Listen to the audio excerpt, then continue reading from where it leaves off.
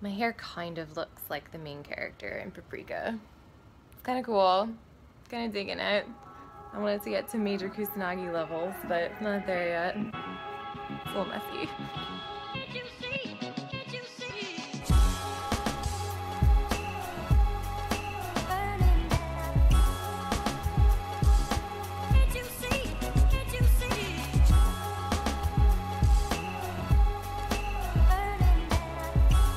So,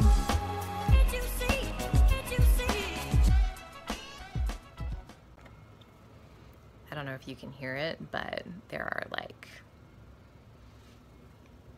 100 lawnmowers outside right now, and kind of like, that's cool.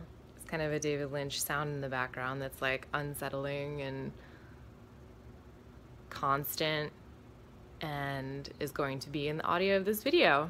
It's just what's gonna happen. So I just watched a few like David Lynch analysis videos on YouTube and subsequently scared myself. I kept looking over my shoulder like there was gonna be some kind of strange monster or doppelganger that would appear from my closet or something. Totally normal. And I don't know, David Lynch just like really scares me. Like he puts things in his movies that are deeply unsettling to me, and I haven't 100% figured out what is so unsettling about them. Like I know that they're uncanny, and I know that he has like this awesome soundscape that he plays with in all his videos. It's like 50% sound, 50% movie, and he never explains anything, which is something that it is like a horror trick. Like the best way to scare someone is to not actually show them the monster, right? Just like the anticipation and the fear and the growing sense that something is wrong is actually more powerful for that feeling of horror in a movie than seeing some kind of, you know, awesome special effects alien. So what I'm puzzling is like how to mimic this in a LARP. I've got some cool feedback from people who've designed LARPs, how they create horror in their games. And a lot of it is just like kind of getting people in the mood, creating basically like a game feel of horror and suspense and fear. So, you know, the feeling that you know something is going to happen has to be created collaboratively. It's not just up to the game or the person running the game, but like, you know, everybody playing the game has to kind of be on board with getting into this type of feeling. And there's tricks, like you can use a cool soundtrack and you can have a lot of setup, like describing like, oh, this is gonna be a scary game, you know, get ready. But I think one of the biggest things is like y'all have to get ready to be scared together and get real in character and get immersed in that feeling. So I'm trying to figure out how to write that. But one thing I'm kind of unsure about is like, I don't know, what is the setting going to be? Like, are we going to be at a dinner party? Are we going to be at, you know, some kind of roadhouse or someone's living room, or what? Like, what is the setting? And then what do the characters do? Like, how do I narrow that down? Like, are they going to be just acting themselves? What do the characters look like? Are they predetermined and pre-made characters, or can people kind of develop them on their own? And like, most of all, just like, how do I make a story that mimics the David Lynch story? Like, should I make my own version of a David Lynch story, which is something I'm leaning towards, instead of just mimicking like, oh, this is Mulholland Drive, the LARP, which does exist, by the way, in Sweden, which is kind of cool. If you haven't seen Mulholland Drive, go watch it. It's definitely horror, but it's like one of the best lesbian movies I've ever seen. And it's really deeply disturbing and unsettling in a lot of ways. The acting is fantastic. Really cool imagery, just great movie overall. So this is the document as I have it now, and it's kind of messy, you know, it's not like a huge deal really what's going on here. But I think what I wanted to show you was the character creation.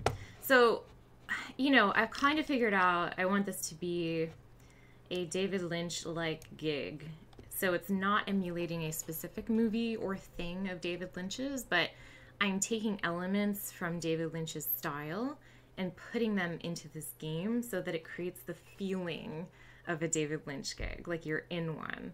And I think that game feel, like, how do I emulate what David Lynch is creating on screen? So how do I emulate a sense of unease, a sense that reality is uncertain, themes of meta-ness, like media. So this is a game that you're playing, but the structure is all messed up, and there's like heavy bleed between the game and you as a person.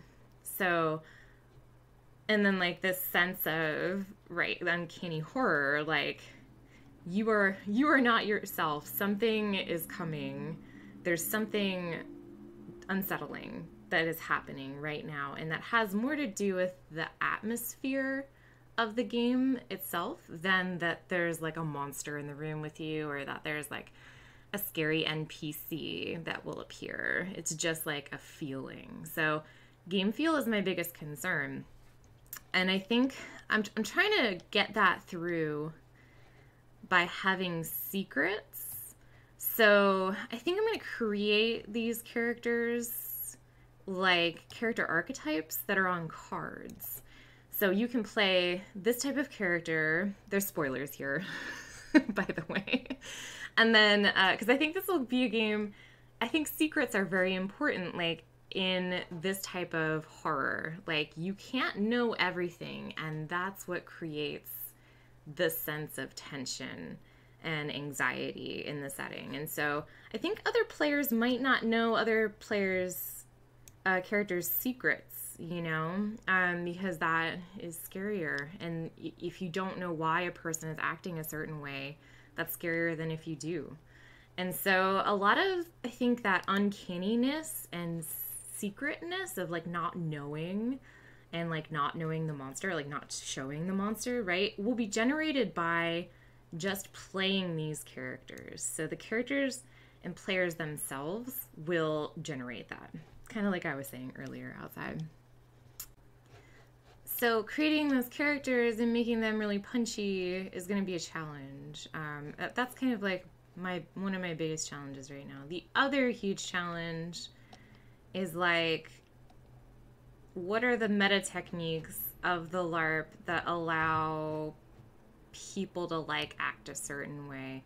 And I'm thinking of these kind of like in the Baron von Munchausen game, where you get small rewards, or you have like a token system in order to kind of encourage people to behave certain ways. I'm not sure if like that will work here, or maybe I can use like a deconstructed version of it to make it more postmodern, right? But this is kind of like how storytelling could potentially happen, or how players can take over control of the narrative in the game. And then I kind of created this list of things that are things that David Lynch does in his movies narratively that the characters themselves could create. So basically a lot of the work of creating this atmosphere is just collaborative. It's just like all the players are doing it. It's not something the GM has to tell them is happening, or the facilitator rather, but something that they create together. And I think that is more powerful. Like if you as a player in a game are creating something, if you have control over it, if you have narrative control over it, it belongs to you. It means more to you. And that means like potentially you're better at scaring yourself than anyone else is in this game. So that's kind of what I'm trying to do with that, like with the meta mechanics and techniques. And then finally, the setting.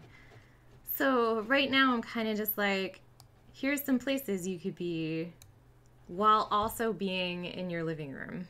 Because I want people to play in their houses, right? Like I want this to be a game that's kind of accessible for people to play. You don't have to be at a convention space. You don't have to be at a bar or whatever. You could just play this in your house.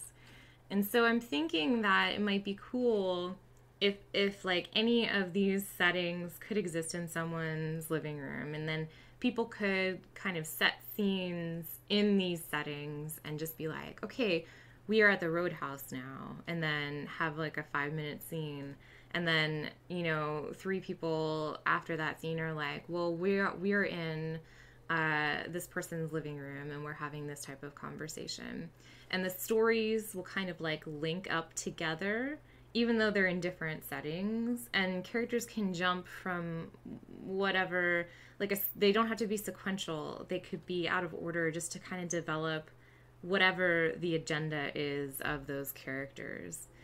I'm not 100% sure about this. It might be cooler if it's maybe just in one place the whole time, and then something is suddenly wrong with that place. That's terrifying. You know, like what if you are, like on a meta level, you're playing a game in your friend's living room. The game is taking place in a living room. That makes the living room space that you're in physically scary. Like it makes it scarier than if you're imagining you're somewhere else, I think. So that's what I'm not sure about right now. I'm working on it, because I also like the potential of having these different settings, but then I think they have to somehow be relevant to the game, and I don't know, I can't figure that out. So yeah, that's kind of where I'm at with my David Lynch game. Let me know what you think in the comments. Do you think I should set it in just one setting, or it'd be scarier in multiple settings? Have you ever played a game that really actually scared you or unsettled you in some way? I'd love to know how it unsettled you, because that's kind of what I'm going for here. And as always, like, subscribe, please share with your followers or your friends.